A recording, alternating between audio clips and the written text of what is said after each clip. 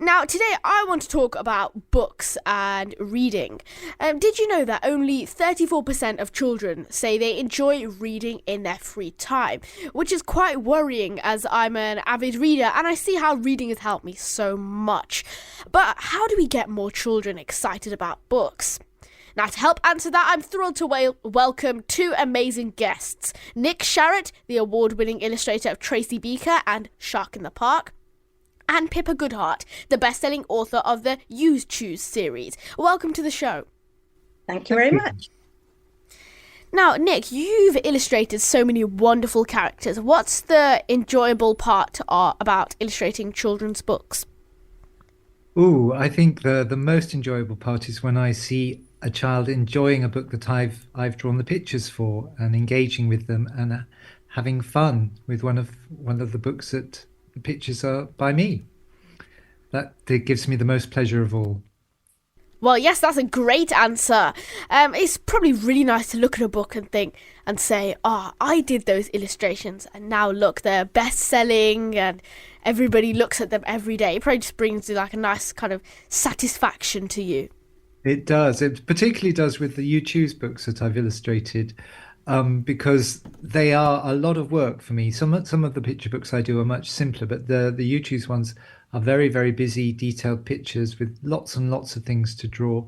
So they take me a long time to do, but it's very, very satisfying when I know that they give a lot of pleasure.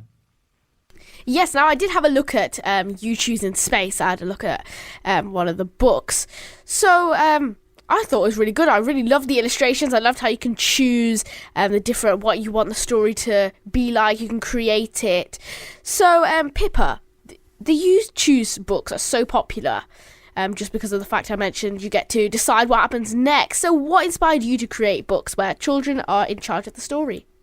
Well, it was exactly that, wanting children to have a bit of, the power and control over what they were looking at in books, rather than having to just read a single story that was already set in stone.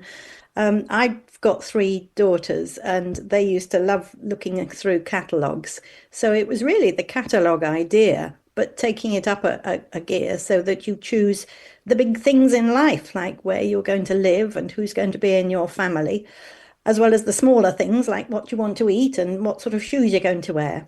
And the catalogue format of it seems to work very well for people to share and talk and talk and talk about. And Well, what's really nice is that lots more children will be able to share these books soon because they're going to be in McDonald's with the Happy Meals for the next 5 weeks or so. So that is really lovely. We'll be able to uh, share the books with lots and lots and lots more children. wow, I actually didn't know that. Wow, I didn't think.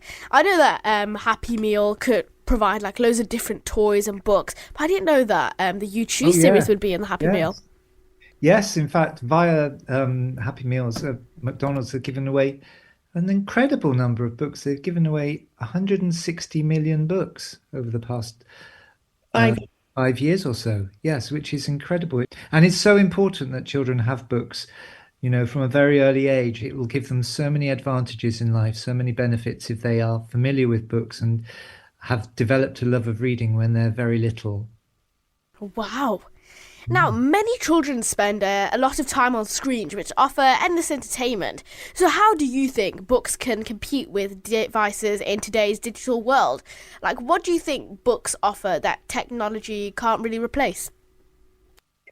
I think that books you lose yourself in more fully than watching a screen, because books depend on you bringing your own ideas and your own personality and your own circumstances to how you read them.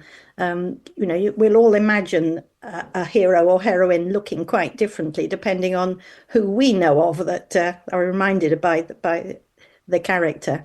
Um, so I think there's more is brought out of you and more creativity demanded of you with a book than a story on a screen. Having said that, I do enjoy a good film, and I'm not putting down that sort of thing at all. And I don't think you can actually beat holding a physical book in your hands or sharing a book with somebody else and physically turning the pages. It gives you more of a sense of control over what you're doing, and you feel more engaged with the story. And even, if the cover gets a bit battered, and it's kind of making the book your own, really. So I think they're very precious things, books.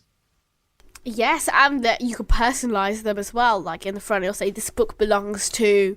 Absolutely, So yes, it feels like a sense, absolutely. like on digital. If you're, say, maybe watching a film or reading an ebook, you don't feel that kind of sense that, oh, this is mine, because No, everybody no. have access to that. So it's not just particularly just for you, because everybody can watch that or read that online. But with a book, you actually have it. It is your own physical copy. It's a personal thing, isn't it? Yes. Even down to the choice of the bookmark that you have when you pop a bookmark in a book to show I what page you're yes, reading. research done by McDonald's has shown that there are over 1 million children in this country who don't own a single book. So millions more are going to get books thanks to this Happy Meals scheme. But it's a shame that not every child gets that ownership that makes books extra special. And also, as an extra thing, in your part of the world, there's going to be a tour to go along with the books being in McDonald's. So if you go to certain restaurants in Birmingham, Dudley, Sandwell, and Walsall, you can go along and enjoy a pop-up show with interactive activities for the family, and get lots and lots of encouragement about enjoying reading. Yes, well, hopefully everybody puts that in their diary. Now, I Absolutely. enjoy reading books. I really enjoy reading books. And like some that I've been reading are like classic books. So I don't know if you've heard of them. Chris Fairley's Boyhood, a collection of vintage books that are written from the maybe the 18th century, and the 19th century, and they're really nice. They're classic. They're all in their old covers, and it's really enjoyable reading them. And it's exactly the same, and they are longer than usual books, so it'll last you like quite a few days reading. So I really enjoy reading, and I think if I was on a screen, I wouldn't be doing this job because I'd just be so Yeah. hooked into it. And I think books have played like a vital part in this career. Like, for example, I have my book shows, not the book reviews, where I will review any book of my choice so that people can Mm. know what it's about. Now, some children say they'd rather watch a video than read a book. So, what's a book you think could win over even the most reluctant reader? Well, I think it's got two words in the title, hasn't it, Pippa? YouTube. I think to praise our own books. Honestly, a YouTube book is really good fun to read because it's not in any way intimidating. It hasn't got a huge number of words in it, but it has got very interesting questions that it asks you. If you could wear anything, what would you like to wear? If you could have any kind of animal for a pet, what animal would you choose? So there are nice uh, interesting, stimulating questions, and then there's lots and lots to look at on every page for you to stretch your imagination and just imagine if you were wearing that particular hat or you were living in that particular kind of house, what it would be like. So, YouTube is a very good place to start if you want to encourage people to read books. Yeah, well, personally, I think it's very good. It encourages readers because, as well, like you mentioned, the illustrations they stretch your imagination, and also it's not too complex, and people can just understand. They can spend hours just looking at the pictures, taking in every single detail, and then after that, they'll be like, "Ah, are there any more of these?" And they'll keep looking. Then they'll stretch to what else the author has written, and then they'll stretch into a wider variety of different titles, and then that will just grow their love of reading, and they might even neglect the screens altogether for reading. That's possible. Yes. Yeah. Now, ebooks and audiobooks are becoming more popular every year. So, how do you both feel about these digital formats? Do you think they can change how children experience stories? Well, I was used to be a bookseller, and I remember when ebooks first came out, and there was a great worry that this was the end of books, of, paper books as we knew it. And for a while, there was a surge of interest in doing ebooks.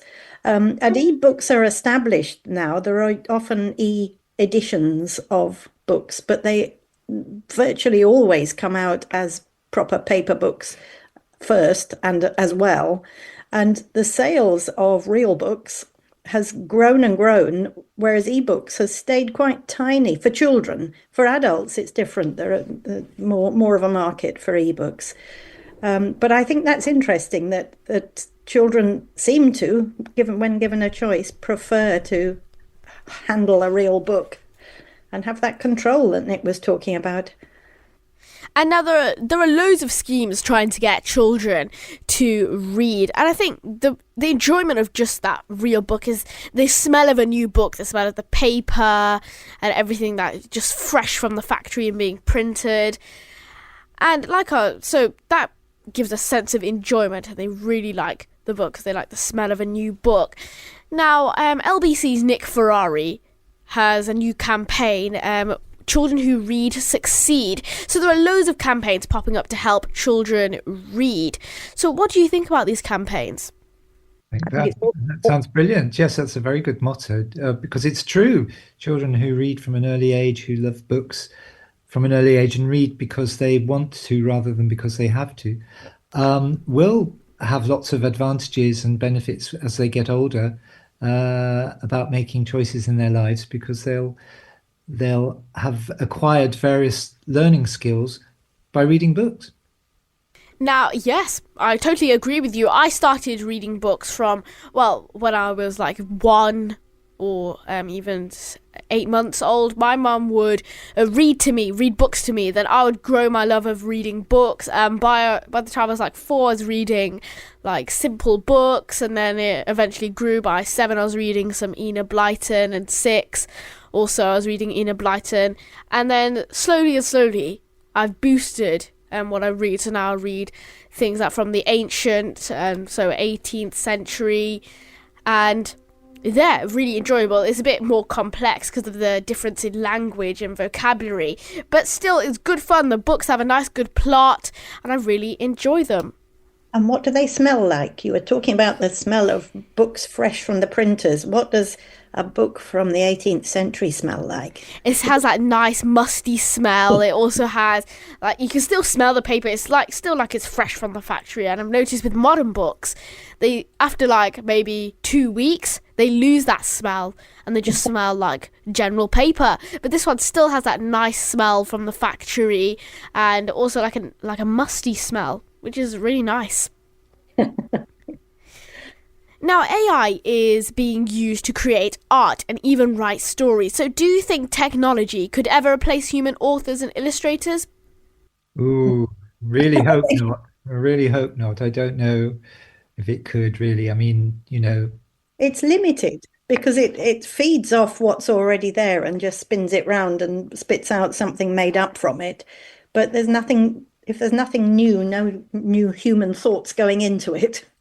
no. And the way I get my ideas is from experiencing things in real life, like seeing things out in the real world, or meeting interesting people who have tell me things, or meeting school children. Actually, sometimes they can give me really good ideas. So all my ideas and thoughts about things to put in books come from real life, and I don't think AI could do that in the same way. Yes, like AI loses that personal touch. Like you said, it just spins things round and creates an image just with all those things blended together. And often, very often, it doesn't get things right. It doesn't get fingers right. It doesn't get like small details right. Whereas illustrators, they can work meticulously at all different bits of detail, like we can see in the You Choose books, where even things from the windows, and even in the space one, you can see the pool, you can see like tiny dots of different details, which are really, it appeals to the eye as well. Now, as you were mentioning about schools, do you think that schools could do more to encourage a love of reading? And if so, how? I think that having teachers who love books is what's needed, and have a knowledge of books as well. It's wonderful if a school has a library with a librarian who knows the books and knows the children and can match the two. Sometimes teachers are just too busy, or say they're too busy to have read anything beyond the sort of Roald Dahl obvious books. And that's an awful shame because there's so much out there. But if they can pick up new books and read them with genuine excitement, it's infectious. And just that example helps encourage children to read themselves. And my favorite part of being at primary school was having a story read at the end of the day before we went home. That was such an enjoyable experience. Tidied up in time. Yes, yes, Always the deal. yes. Yes, and schools do, in primary school, they do read stories. But I don't think there's a connection with the children, because I think that most of the time they're not listening. The children are fidgeting, not listening. So I think, and as well, the libraries, talking about libraries in the West Midlands, loads of libraries are closing down, which is a big shame because everybody enjoys going to the library to get a new book out. The only one that will remain, that I know for certain, is the big Birmingham Library in the centre of Birmingham. But I think closing libraries are not going to, not really going to help us at all, closing libraries. Even though you can just order it off different online platforms, still, it doesn't have that same aesthetic as going to the library and finding a book that you want to take out. For free. And you long live libraries. Yeah. Now, as we're coming to the end of our interview, I'd like to ask you both, what was your favourite author or illustrator as a child? Oh, shall I go first? Probably you haven't come across her, but Laura Ingalls Wilder's books. Yes, I have. Well, the illustrations by Garth Williams, I just loved them. I felt I could be in that American pioneering family place and see how they made maple syrup candy and all those sort of things. So that's my absolute favourite. I had quite a few favorites, but one of my favorites was a book called The Giant Jam Sandwich, which was about one of my well, it's about, as you can tell from the title, about the most enormous giant jam sandwich that a village made to get rid of some wasps. And it had the most brilliant illustrations that were incredibly inspiring to me. And I can see them quite clearly in my head even now, all these years later. I can still see those pictures. So that was one of my favourite books. Yes, I've also read that as well. It's a great book, great for getting children into the habit of reading. And now, just one last question. What's one book from your childhood that you think every child should read? Oh, that's tricky. One. Yes, that's a hard one. Well, I'm going to pick one from my children's childhood, really, because I remember those books off by heart, having read them so many times. And it's not a perfect book, but it's a lovely book. It's The Elephant and the Bad Baby by Elvira Vipont. And Raymond Briggs did the pictures. And I'm going to be shameless and I'm going to say you choose, because I've got lots of friends who actually grown-up friends who still read You Choose because it's got so many things in it to find, and every time you read it you find something new, so it goes on forever.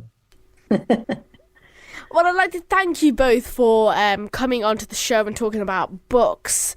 I hope to speak to you all again. So you have been listening to Nick Sharot and Pippa Goodheart